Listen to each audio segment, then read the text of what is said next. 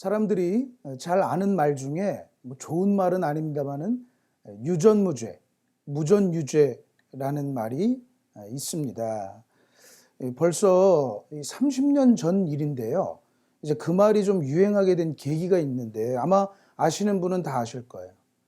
1988년 정말 서울 올림픽이 열렸던 그 해였는데 그 가을에 어떤 일단의 죄수들이 교도소를 이감해가는 버스에서 정말 영화처럼 탈출을 해서 그 탈출한 탈주범들 중에 일부는 뭐 버스에 남아있고 그 중에 일부가 이제 막 도망을 치고 다니는데 그 중에 그 4명이요. 서울의 어떤 한 가정집에 들어가서 인질극을 벌이게 됩니다.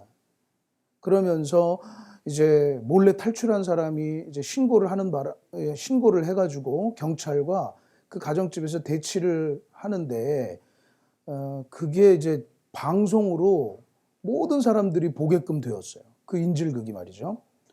저도 아주 어릴 적이었는데 그걸 뉴스에서 봤던 기억이 어렴풋이 납니다. 워낙에 좀 강렬한 인상을 주었던 사건이었어요. 근데 그게 참 또 기억에 많이 남았던 게 참 무서웠었는데, 왜냐하면 그 인질범들이 권총을 가지고 말이죠. 사람을 위협하고 꼭 무슨 영화에서만 볼 법한, 헐리우드 영화에서나 볼 법한 상황이 연출됐기 실제로 있었기 때문이었죠. 근데 사람들이 더 사실 기억에 남는 일이 더 있는데, 그 탈주범 중에 리더격인 사람이 그 대치 중인 경찰관들에게 그 음악을 틀어달라고 그래요. 그러면서 팝송으로 홀리데이라는 팝송을 듣고 싶다고 그래서 실제로 밖에서 그걸 스피커로 이렇게 틀어줍니다. 그게 다 방송에 나왔어요. 근데 그때 그들이 그 인질극을 벌이는 와중에 외쳤던 말이 바로 유전무죄, 무전유죄라는 말이었고, 그것이 참 어떻게 보면 사람들 인구에 회자되는 그런 말이 됐었죠. 아마 그 말 뜻을 모르시는 분은 없으실 거예요. 그러니까 죄가 많아도, 소위 중범죄자들도 이 돈이 많으면 별로 이렇게 벌을 덜 받게 되고 말이죠. 죄가 적은 경범죄자들도 돈이 없는 사람들은 아주 벌을 크게 받게 되는 그런 상황이었다고 그가 호소하고 있던 것이죠. 생각해보면 결국 그런 재판을 했던 것은 그 재판관들, 판사들이죠. 그런데 실제로 그런 재판들이 많이 열렸었다는 거예요. 근데 그 인질극을 벌인 그 인질범들, 아니 나쁜 사람들이죠. 그 사람들의 상황만 봐도요. 뭐 당시로서는 큰 돈이었지만 그들이 뭐 500만 원인가 600만 원인가를 이렇게 절도하면서 무려 징역을 7년, 거기에 보호감찰을 10년, 뭐 거의 뭐 보호감찰이라는 것이 막 어딜 가도 신고해야 되고 결국 감옥 생활과 비슷한 것인데 거의 20년 가까운 세월을 죄수처럼 죄수로서 이제 살아야 되는 그런 상황에 처해 있었다고 해요. 근데 그들을 분노하게 한 거는 자기들은 그렇게 이제 형을 받았는데 그 당시에 유명한 권력자의 관계자들은 수십억을 그 당시에 횡령을 해도 그냥 집행유예로 다 풀려나고 그런 일이 있었다는 것이죠. 그래서 그들이 그렇게 외쳤던 거예요. 왜 우리가 이렇게 벌을 받아야 되냐고 말이죠. 그것이 벌써 말씀드린 대로 30년이 넘은 지난 일인데, 사실 최근에도 말이죠. 어떤 사건에 대한 재판 소식을 이제 듣게 되다 보면 참 가슴이 답답할 때가 있어요. 그냥 상식적으로 생각해 봐도 이거는 그냥 무죄인데 죄가 있다고 이렇게 하고 뭐 법리대로 따진다고 하죠. 법리만 보고 따진다고 하는데 아무리 봐도 이거는 유죄인데 무죄처럼 풀려나고 말이죠. 그런 일들이 우리 주변에 실제로 여전히 있죠. 왜 그런 판단을 할까? 왜 그렇게 재판할까? 참 답답해요. 특히나 그 이전 정권에서는 판사들이라는 사람, 그 재판관들, 판사들이 말이죠. 어떤 특정한 목적을 두고 그렇게 정해놓고 재판을 했다는 게 만천하에 드러나면서 참 저 역시 큰 충격을 받았는데 많은 사람들을 충격에 빠뜨렸죠. 아주 분해하기도 했어요. 근데 뭐라고요? 그런 판결이 적잖이 있다는 것이죠. 죄도 없는데 억울하게 그냥 감옥 생활을 하다 풀려난 사람이 실제로 있고요. 또 큰 죄를 짓고 막 엄청난 뇌물을 바쳤는데 소위 큰 회사의 뭐 기업 총수라고 말이죠. 몇 달 있다 그냥 나오고 뭐 경제가 어렵다는 그런 미명하에 풀려나게 되는 일도 있습니다. 그래서 실 사람들이요 지금 그렇게 요구하고 있어요. 우리도 선진국처럼 결국 사실은 판사가 다 그 판단을 하는 거거든요. 판사 개인이 아무리 물론 판사도 혼자 하는 게 아니라 이제 팀으로 움직이는데 결국 그 재판의 주제가 되는 그 판사가 결국 사람들의 의견을 듣고 결국 그 사람이 결정을 하는 거예요. 그 한 사람이 결정을 하는 거죠. 그래서 어떤 재판은 어떤 판사를 만나느냐에 따라서 결과가 전혀 달라지기도 한다는 거예요. 그래서 사람들이 요구하고 있어요. 이 참 판사도 사람인데 판사들한테만 맡겨놓지 말고 이 시민들도 같이 참여하자.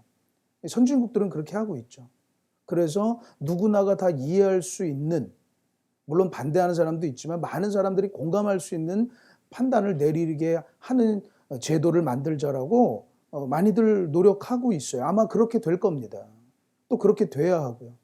판사 한 사람한테 그렇게 맡겨놓는다는 한 사람의 일생이 걸린 문제를 맡겨놓는다는 게 때론 참 굉장히 적절하지 않은 일이다라는 생각을 하게 돼요. 그런데 오늘 뭐 길게 얘기했지만 우리가 그런 재판에 관해서 심판에 관해서 얘기하려는 게 아니고 오늘 우리는 하나님의 말씀 속에 더 중요한 사실, 더 중요한 현실을 우리가 배우게 되는데 바로 그 재판을 했던 판사도 결국 재판을 받게 된다는 것입니다. 하나님 말씀이 그것을 가르쳐주고 있다는 거예요. 깨달으십니까? 그렇게 재판을 했던 재판관들도 결국 재판을 받게 된다는 거죠. 하나님의 말씀이 그렇게 가르쳐주고 있다는 거죠. 그것이 그들의 현실이라는 거죠. 근데 더 놀라운 사실이 있어요, 여러분. 저도 뭐 유전 무죄, 무전 유죄로 분노하고 뭐 이렇게 바꿔야 한다 얘기도 했지만 이 재판이 그게 뭐냐 얘기했지만 그렇게 재판한 것에 대해서 비판하고 판사들을 비난하는 나도 우리도 결국 재판을 받게 된다는 거죠. 그것이 하나님의 말씀이 우리에게 가르쳐주는 거라는 사실이죠. 놀랍지 않습니까, 여러분? 우리 모두는 재판을 받게 돼요. 그리고 그 재판은 오늘 말씀의 제목처럼 뭐라고요? 하나님의 의로우신 심판이라는 것입니다. 오늘 우리가 이것을 말씀을 통해서 알게 된다는 거예요. 자, 오늘 본문을 우리 다시 한번 보실까요? 오늘 5절 말씀이에요. 다만 네 고집과 회개하지 아니한 마음을 따라 진노의 날 곧 하나님의 의로우신 심판이 나타나는 그날 그렇게 되어 있죠. 하나님의 의로우신 심판이 있는 날이 있다는 거예요. 그게 오늘 하나님의 말씀이 우리 모두에게 가르쳐주고 있는 말씀입니다. 이건 놀라운 것이죠. 하나님의 의로우신 심판이 결국 있게 됐다는 거. 있다는 거 말이죠. 그것이 우리의 현실이죠. 여기서 의롭다, 의로우신 심판이라고 했는데 이 의롭다라는 말은 한마디로 결국 공정하다는 거예요. 공명정대한 거. 하나님의 의로우신 심판이라는 것은 결국 공정한 심판이라는 거죠. 이것은 우리의 삶을 바꿀 수 있죠. 우리가 행동하고 때론 판단하는 우리가 결국 역시 하나님의 살아간 것에 대해서 하나님의 심판대 앞에 서게 될 거라는 것. 하지만 그것은 뭐라고요? 의로우신 심판이라는 거죠. 공정한, 공의로운 심판이라는 것이죠. 하나님이 심판관이 되시는 거예요. 직접 하나님께서 심판관이 되시는 거예요. 그 공정하다는 말은 뭡니까, 여러분? 이어서 6절 말씀 보실까요? 하나님께서 각 사람에게 그 행한 대로 보응하시되, 그렇죠. 행한 대로 보응하는, 그대로 보응하는 심판인데 어떻게 합니까? 이제 밑에를 조금 내려가 보면요, 9절쯤에 가보면 악을 행하는 자에게는 뭐 환난과 권고가 있고 또 선을 행하는 자에게는 영광과 존귀와 평강을 주시는 있는 그런 심판인 거예요. 우리가 뭐 심판하면 벌 받는 거 이렇게 뭐 떠오르지만 맞아요. 근데 또 상도 있다고 해요. 물론 누가 하나님께 상을 받을 수 있을까 생각이 되지만 상과 벌이 있는 공의로운 심판이라는 거예요. 우리는 그렇게 하나님의 심판대 앞에 서게 된다는 것입니다. 여기서 이제 보응한다고 그랬는데 방금 여러 번 말씀드린 대로 여기서 보응한다는 것은 받은 그대로 되갚아준다는 의미를 가지고 있어요. 빚 갚는 거 할 때 쓰는 말이에요.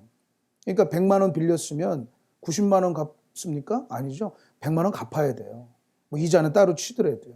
받은 거 그대로 되돌려 줘야 갚은 거잖아요. 그거라는 거죠. 우리가 흔히 뭐 영화 같은 데서 그래 받은 그대로 되갚아 줄게 라고 얘기하는 바로 그 단어예요. 하나님께서 그렇게 그것이 또 공의로운 것이죠. 행한 그대로 보응하신다는 것. 사랑하는 여러분, 오늘 말씀을 통해서 우리가 이 진실을, 이 진리를 깨닫게 되기를 원합니다. 우리가 살아온 것, 그것은 그대로 끝나는 것이 아니에요. 그냥 산다고 다 살고 그냥 끝내는 게 아니에요. 그냥 내 마음대로 해놓고 그냥 끝나는 게 아니에요. 그것을 정산해야 될 때가 와요. 하나님의 의로우신 심판이 우리 앞에 있다는 것입니다. 우리는 그것을 반드시 기억하며 살아갈 필요가 있어요. 바라기는 이 말씀이 마치 오늘 이 아침에 우리에게 그냥 찬물로 확 우리의 얼굴을 깨우는, 쩐져져서 정말 우리의 정신을 번쩍 들게 하는 그런 말씀이 되기를 원합니다. 하나님의 심판 앞에서 우리의 모든 것이 결국 드러나게 될 것이에요. 그대로 보응하실 거예요. 자, 우리가 그럼 그 하나님의 의로우신 심판에 대해서 몇 가지를 좀 더 살펴보기를 원하는데요. 첫 번째는요, 바로 그 심판은 모든 사람에게 있다는 사실이죠. 모든 사람이 그 심판대에 서게 된다는 거죠.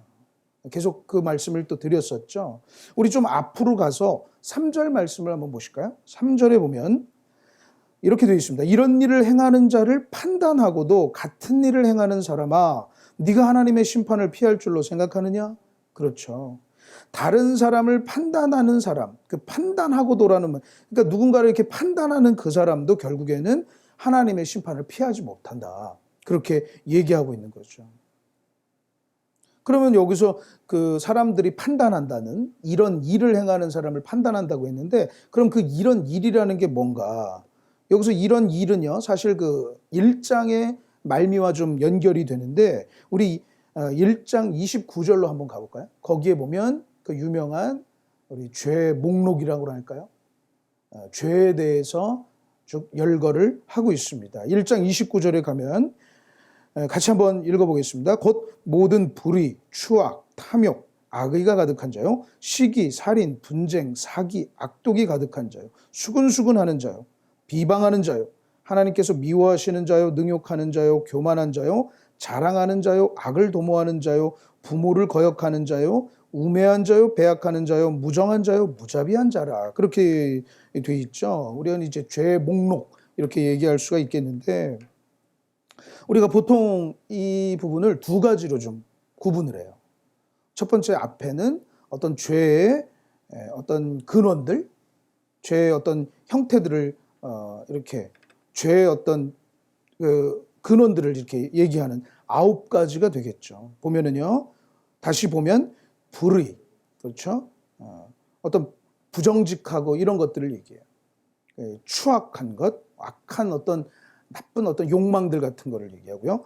탐욕, 악의, 시기, 살인, 분쟁, 사기, 악독. 여기서 악독이란 말 같은 경우에는 어떤 나쁜, 삐뚤어진 어떤 성격 같은 것들을 또 얘기하는 그런 단어를 볼 수 있어요. 그리고 그런 9가지의 죄의 근원들에 대해서 얘기하고 있고, 또 두 번째는 그 이후로는 어떤 죄의 행태들, 죄의 모습들, 그 앞에 것들이 마음속에 있는 어떤 죄의 근원들이라고 한다면 뒤에 부분은 죄로 이제 드러나는 모습들을 얘기하고 있는데 총 12가지가 됩니다. 우리 악독까지 봤었는데요. 악독 이후로 뭐가 돼 있죠? 29절 말미에 수근수근하는 자다. 그렇죠? 수근수근하는. 그리고 이어서 비방하는. 또 하나님께서 미워하시는. 여기서 하나님께서 미워하신다고 했는데 사실 하나님을 미워하는. 거기 성경에 보면 각주로 돼 있을 거예요. 하나님을 미워하는. 그러니까 하나님을 미워하고 막 증오하고 부정하고 하는 그런 것들을, 모습들을 얘기하는 거죠. 그리고 능욕하고는 교만한, 자랑하는, 악을 도모하는, 또 부모를 거역하는, 이것도 죄의 아주 모습들로 특정하고 있죠. 그리고 우매한, 배약하는, 그리고 무정한, 무자비한, 어떤 무정한 같은 모습들도 죄의 모습들로 얘기하고 있어요. 그렇죠. 이렇게 세보면 이제 12가지가 됩니다. 9가지와 12가지. 사실 우리가 이런 죄, 이런 목록들을 얘기했는데, 사실 성경에서는 이런 죄에 대해서 이런 목록까지 열거하시면서 뭡니까? 이 죄에 대한 심판이 있음을 우리로 알게 하시는 거죠. 사실 우리는 하나님의 말씀을 통해서 무엇이 심판받을 죄인지 금방 알 수가 있어요. 사실 예수님께서도 이런 죄의 목록들을 말씀하신 적이 있는데, 우리 마태복음 25장 같은 데서 우리가 찾을 수 있죠.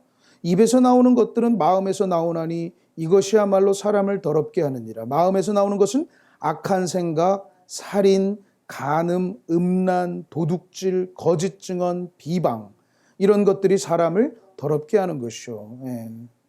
예수님께서 사람들 마음 안에 있는 그런 어떤 죄의 근원들을 지적을 해주시고 계시는 거죠.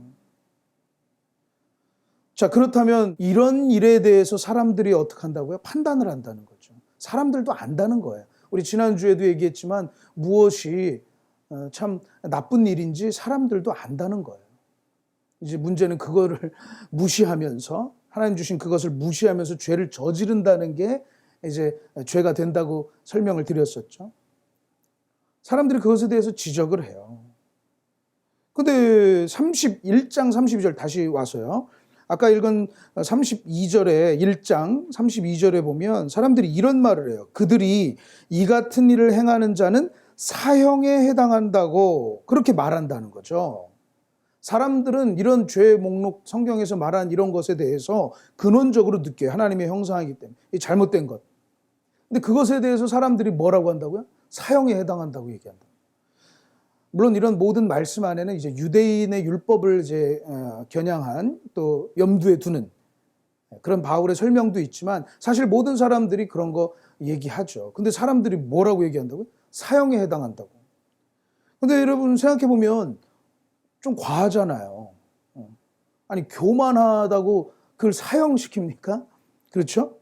근데 뭐 수근수근대고 마음속에 좀 욕망이 있다고, 탐욕이 있다고 그걸 사형까지 시켜요? 무슨 얘기입니까? 사람들이 그것에 대해서 다 평가를 내린다는 거예요. 사람들이 사형에 해당한다. 그러니까 이 말씀은 그냥 그런 거 보면 아유, 저 죽일 놈, 이렇게 얘기한다는 거예요.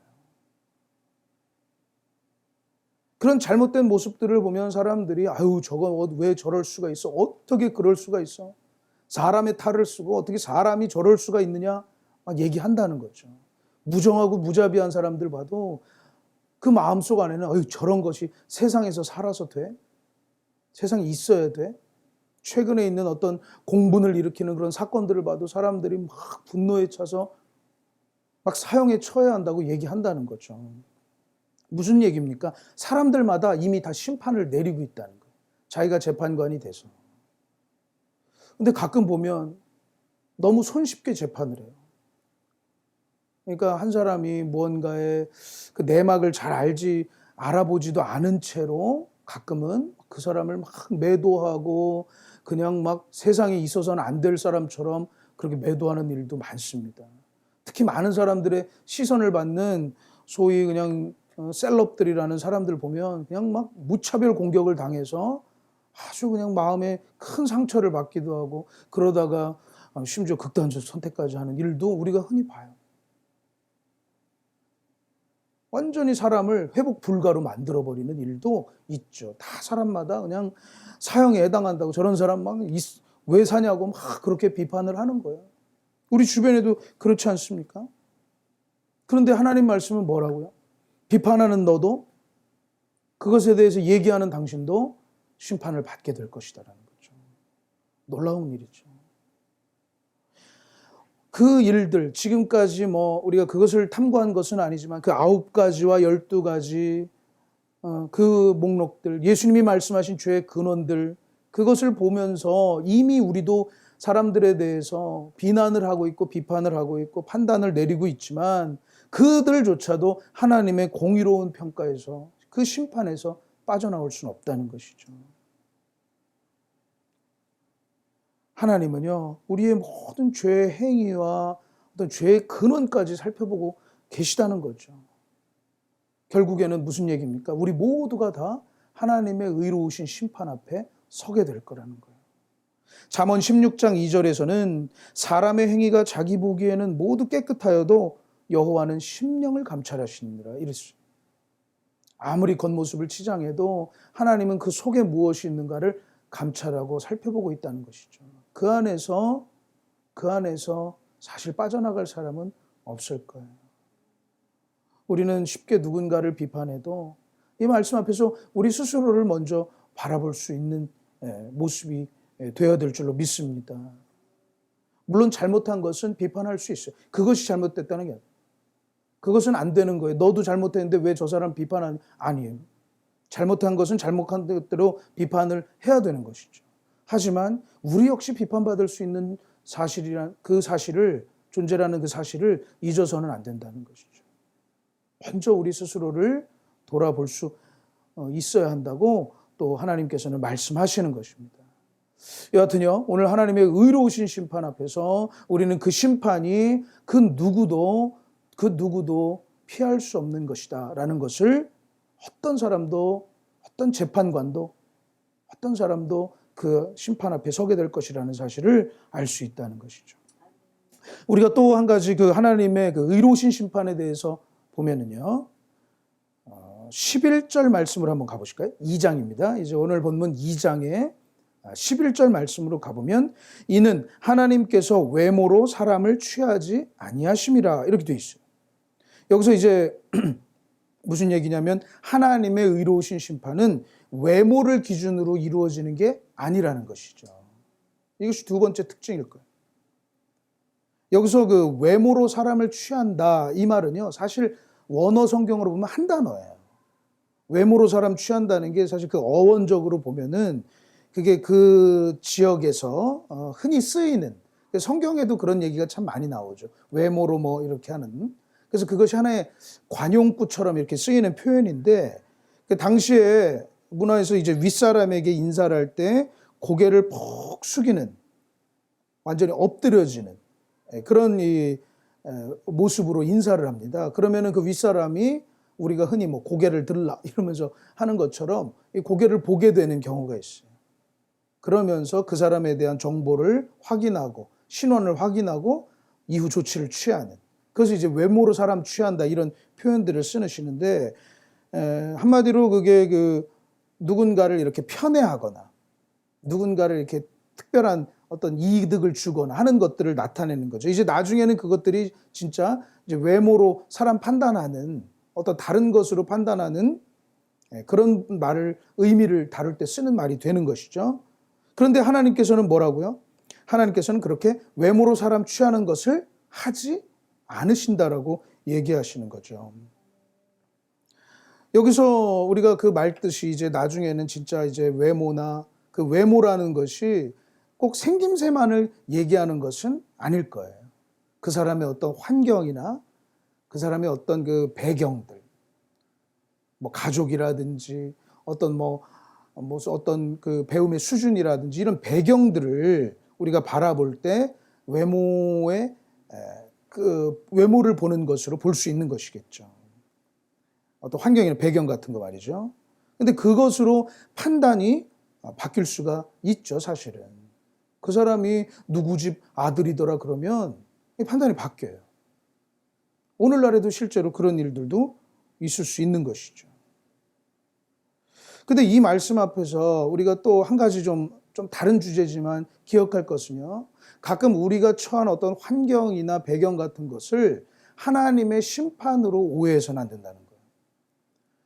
어떤 분들은 그래요. 태어날 때부터 참 안타깝지만 조금 장애를 갖고 태어나시거나 태어날 때부터, 혹은 자신의 어떤 가정 형편이나 이런 게 너무 극심하게 어려운 환경에 살 때 마치 무슨 하나님의 자기가 심판을 받는 것인 것처럼 생각하는데 그것은 아니라는 거예요.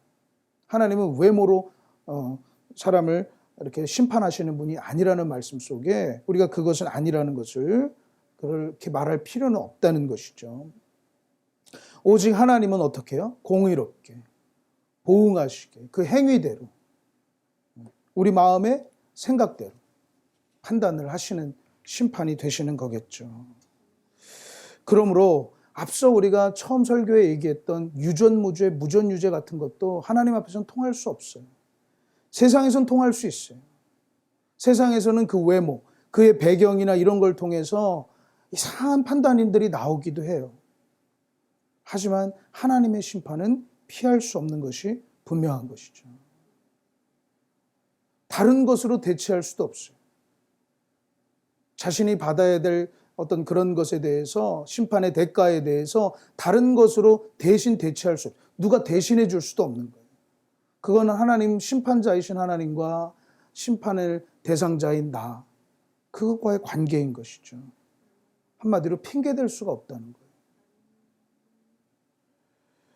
우리가 가끔 보면은요, 최근에 저는 경향이 아닌가 싶기도 한데, 어떤 죄인들에 대해서 그 죄를 지을 수밖에 없는 어떤 그런 환경이나 배경을 통해서 면죄부를 주는 경우들이 참 있더라고요. 가끔 드라마 같은 거를 보면은요, 그 사람이 참 누군가를 막 괴롭히고 이러는 사람이다, 이렇게 딱 해놓고, 나쁜 사람처럼 해놓고, 뒤에 가서는 그도 뭐 어렸을 때부터 뭐 부모님에게 학대를 당하고, 또 많은 사람들에게 피해를 당하다가 그런 성격이 됐다. 그러면서 그를 좀 이해해달라. 뭐 이런 식으로 얘기를 하는데 참 멋진 일이에요. 그렇게 이해할 수 있다는 것을. 하지만 그렇다고 해서 그가 저지르는 폭력이나 그가 저지르는 어떤 것들이 정당화될 수는 없는 것이죠. 죄는 죄인 것이죠. 그의 어떤 배경이나 어떤 살아온 어떤 환경들이 그가 죄인됨을 이해시킬 수는 없어요. 죄인은 죄인인 것이죠.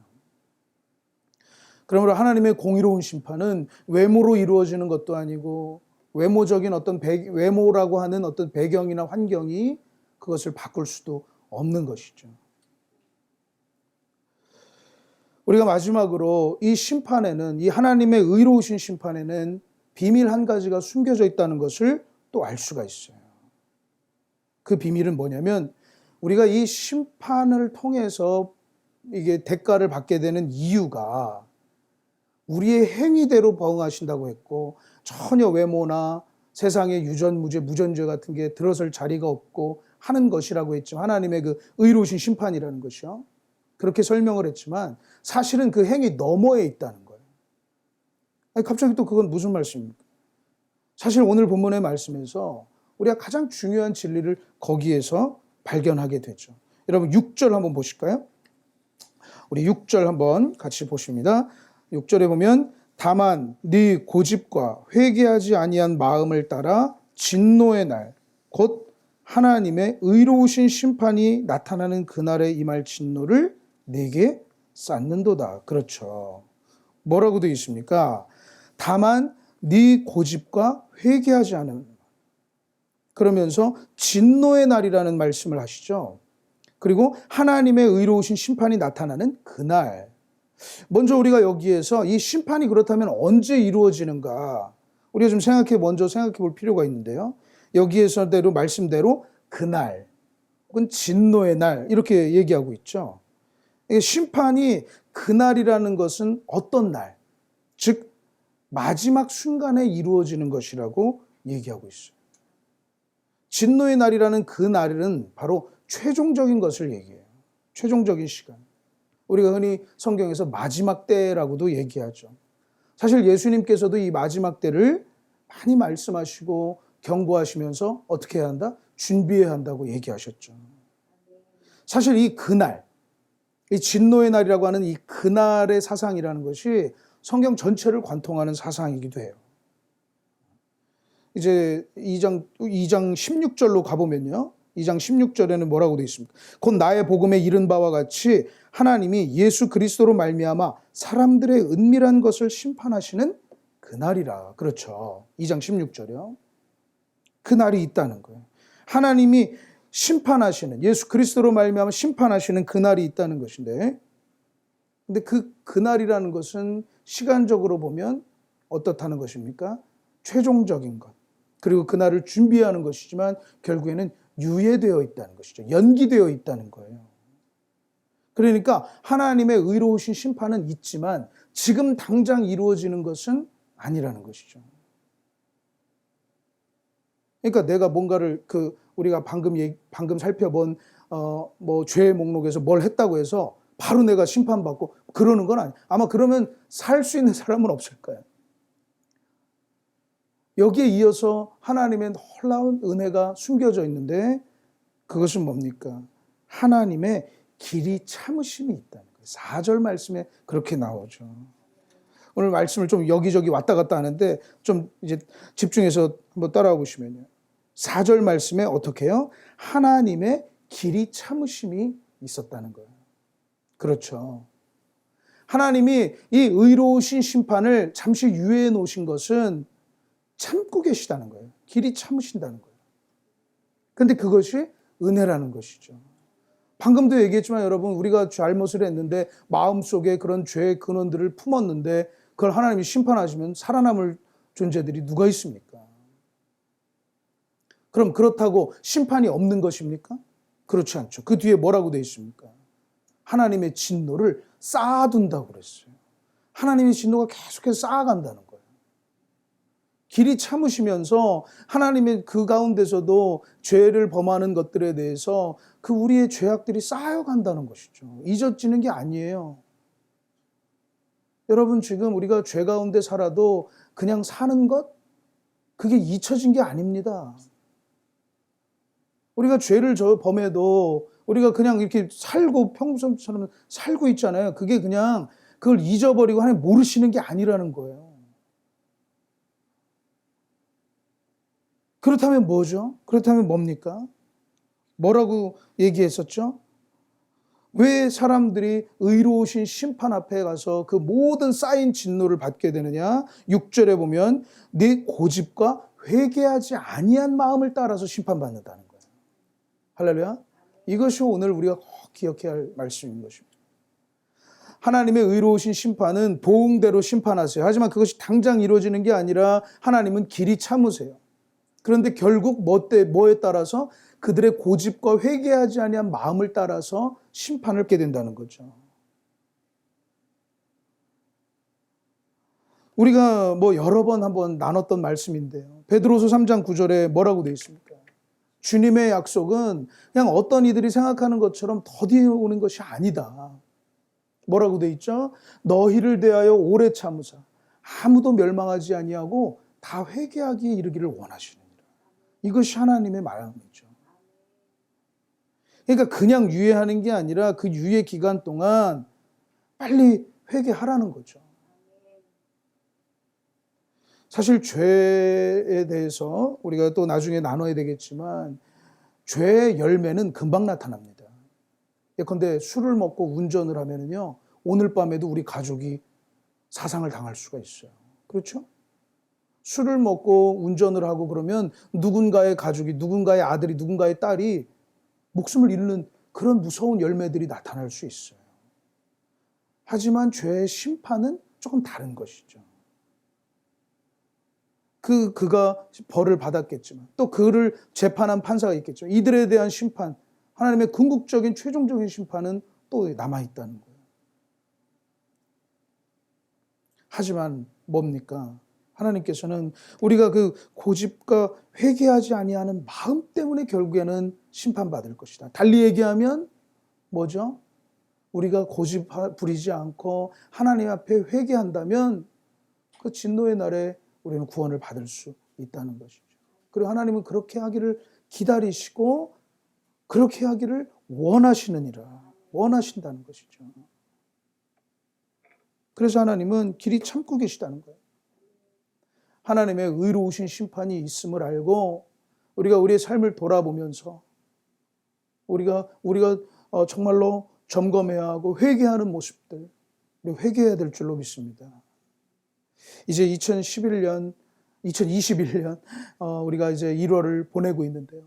이 새해에 우리가 좀 여러 가지 하나님의 축복도 바라고 은혜도 바라지만 오늘 로마서의 말씀을 통해서 그보다 앞서 우리는 먼저 하나님 앞에서 우리의 삶을 늘 돌아보고 회개하는 자의 모습으로 서 있어야 할 거예요. 시작을 해야 할 거예요. 이 한 해를 시작해야 할 거예요. 사실 하나님의 축복도 늘 그렇습니다. 우리가 잘 알고 있는 시편 1편을 봐도요. 복 있는 사람의 길이 뭘 이것저것 얻는 게 아니라 죄인의 길에 서지 않는 것부터 시작하는 거예요. 복 있는 자의 모습은 죄인들의 길에 서지 않고 악인들의 꾀를 따르지 않는 것에서부터 시작되는 거죠. 오만한 자의 자리에 앉지 않는 거예요. 늘 우리가 그런 모습 속을 기도와 예배 가운데 우리가 그렇게 우리 스스로를 점검하고 하나님의 의로우신 심판 앞에서 다시 한번 우리의 온매무새를 가다듬고 우리의 마음을 정돈하고 그런 삶이 우리에게 있어야 될 줄로 믿습니다. 하나님은 잊으신 것이 아니에요. 우리가 회개하기를 원하신다는 거죠. 우리 삶을 돌아보고 정말로 하나님이 심판하시는 날을 기억하면서 우리가 정말로 가치 있는 인생을 살아가고 하나님 안에서 살아가기를 애쓰면서 또 우리의 삶을 늘 돌아보고 회개하고 우리가 용서를 구할 것이 있으면 용기 있게 용서를 구하세요. 미안하다고, 잘못했다고. 하나님 앞에서도 늘 회개하는 우리의 모습이 되기를 원합니다. 하나님께서 그것을 원하신다는 것 잊지 않게 되시기를 주님의 이름으로 축원합니다. 기도하겠습니다.